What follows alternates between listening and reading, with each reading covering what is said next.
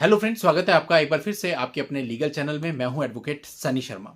दोस्तों, लास्ट मैंने कुछ वीडियोस बनाए थे जिसमें मैंने आपको बताया था कि अगर आपकी पत्नी इनकम को छुपा लेती है तो उसको आप कैसे निकाल सकते हैं, अगर जस्ट आपको इतना पता चल जाए कि वो इस पर्टिकुलर कंपनी में काम करती है। तो दोस्तों, उसमें कई सारे लोगों का प्रश्न आया था क्योंकि उसमें मैंने आपको एक फॉर्मूला बताया था टेन नंबर और पैन नंबर का, कि उससे आप पब्लिक साइट पर देख सकते हो। तो आपने कहा कि भाई अगर हमें यही ना बताओ कंपनी का टेन नंबर क्या है, तो मैं आपको बता दूं कंपनी का टेन नंबर बहुत ही आसानी से आप लोग गूगल पर जाकर के सर्च कर सकते हैं। चलिए अब आज के टॉपिक पे आते हैं। आज का जो ये टॉपिक है, इस टॉपिक में मैं आपको ऑनरेबल सुप्रीम कोर्ट का एक लेटेस्ट अभी का जजमेंट बताने वाला हूं, जिसमें सुप्रीम कोर्ट ने आप सभी के लिए राह को बहुत आसान कर दिया गया है। उन लोगों के लिए जिनके ऊपर फॉल्स एलिगेशंस लगाते हुए डीवी एक्ट का केस उन पर, उनके परिवार वालों पर दर्ज करा दिया जाता है। अब दोस्तों, ऐसा होता है कि कई बार आपके पास प्राइमा फेसी कुछ प्रूफ होते हैं जिसके बेसिस पे आप कह सकते हैं कि भाई ये केस हमारे ऊपर गलत तरीके से दर्ज कराया गया है।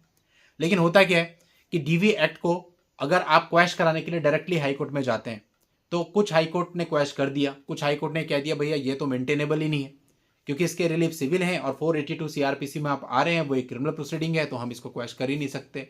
फिर भिन्न भिन्न हाईकोर्टों ने इस प्रकार के कई सारे जजमेंट दे दिए। तो ये एक विवादित सिचुएशन हो गई थी कि कुछ जजमेंट में यह है कि भाई क्वैश किया जा सकता है, कुछ जजमेंट में क्वैश नहीं किया जा सकता है। अभी रिसेंटली ऑनरेबल सुप्रीम कोर्ट ने बॉम्बे हाई कोर्ट के जो पुराने जजमेंट हैं इस तरह के, जिसमें उन्होंने कहा कि डीवी एक्ट को 482 के तहत क्वैश नहीं किया जा सकता है, वहां पर ऑनरेबल सुप्रीम कोर्ट ने बॉम्बे हाई कोर्ट के उन निर्णयों को गलत ठहराया और उनको ओवररूल कर दिया। दोस्तों, ये एक रिसेंट रिपोर्टेबल जजमेंट है अभी 2025 का, जो आप सभी लोगों को जानना बहुत ही जरूरी है क्योंकि डीवी एक्ट का केस तो ऐसा है कि आप ये मान के चलो 90% लोगों पर है ही है। तो बहुत सारे लोग हैं जहां पर वो केस को शुरू नहीं करना चाहते, ट्रायल नहीं चलाना चाहते, इनिशियली चाहते हैं कि हम हाईकोर्ट वो एक बार ट्राई करें जाकर के। तो यहां पे ऑनरेबल सुप्रीम कोर्ट ने बिल्कुल क्लियर कर दिया कि आप ट्राई कर सकते हो। ऑनरेबल सुप्रीम कोर्ट को मेनली यहां पे ये डिसाइड करना था इस क्वेश्चन को कि क्या हाईकोर्ट अपनी 482 सीआरपीसी की इनहेरेंट पावर के अंतर्गत डीवी एक्ट को क्वैश कर सकती है या नहीं कर सकती है।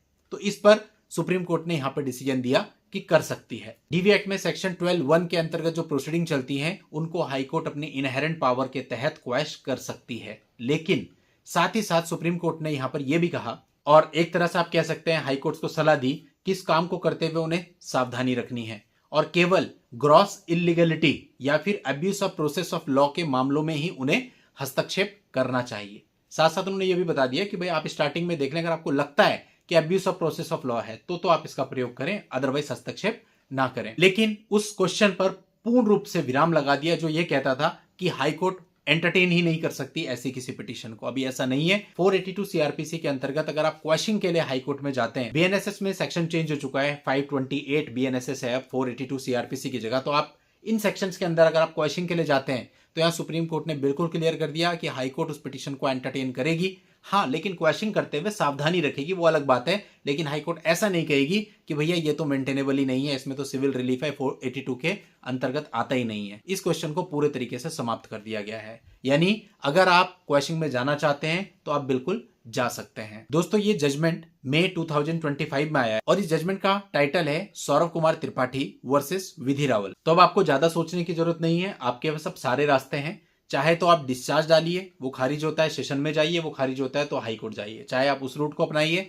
या आप डायरेक्टली इनहेरेंट पावर में जाइए, यानी 482 सीआरपीसी या 528 बीएनएसएस के अंतर्गत एक क्वैशिंग पिटीशन आप फाइल कर दीजिए कि DV act prima facie initial stage पे खारिज होने योग्य है, चलने लायक केस नहीं है। तो यहां पर एक बहुत बड़ी दुविधा को ऑनरेबल सुप्रीम कोर्ट ने पूरे तरीके से समाप्त कर दिया है। अब आपके मन में कोई क्वेश्चन नहीं होना चाहिए। अब तो जस्ट आपको ये डिसाइड करना है कि आपको क्वेश्चन में जाना है या नहीं जाना है। दोस्तों, इस जजमेंट को आप ऑनरेबल सुप्रीम कोर्ट की साइट से डाउनलोड कर सकते हैं और इस वीडियो के नीचे डिस्क्रिप्शन में भी आपको इस जजमेंट का लिंक मिल जाएगा। वहां जाके आप इस जजमेंट को पढ़ भी सकते हैं, डाउनलोड भी कर सकते हैं और परिस्थितियां सेम होने पर अपने मामलों में यूज करके इसका फायदा भी उठा सकते हैं। वीडियो अच्छी लगी हो तो वीडियो को लाइक कर दें और चैनल को सब्सक्राइब करके नोटिफिकेशन बेल पर जरूर क्लिक कर दें, क्योंकि इस प्रकार की वीडियोज और अपडेट निरंतर मैं आपके लिए लाता रहता हूं और आपके सब्सक्राइब करने से हमें मोटिवेशन भी मिलता है डेली इस प्रकार के वीडियो बनाने के लिए। तो नेक्स्ट वीडियो में नए टॉपिक के साथ मैं आपसे फिर मिलता हूं। तब तक के लिए good bye and thank you for watching.